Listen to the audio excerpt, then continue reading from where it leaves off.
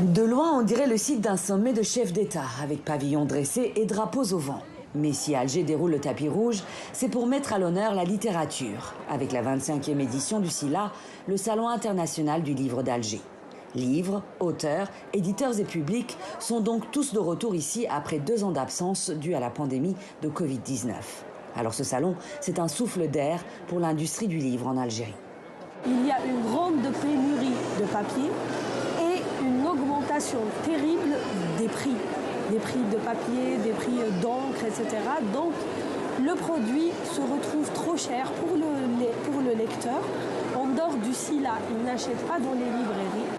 Des librairies de plus en plus rares dans le pays, d'où une offre de plus en plus inaccessible aux lecteurs. Quant aux auteurs, certains ont aussi vécu l'absence du salon comme une véritable traversée du désert.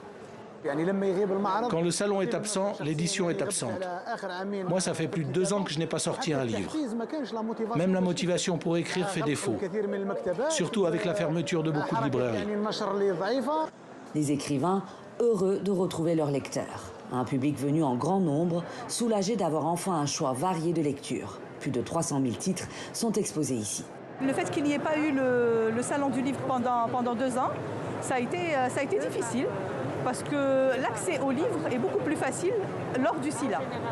Les organisateurs espèrent atteindre et dépasser les 2 millions de visiteurs, comme en 2019.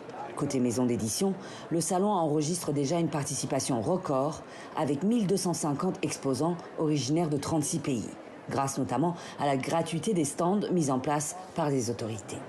Placée sous le signe de l'histoire et de la mémoire, cette 25e édition du SILA fermera ses portes le 1er avril prochain.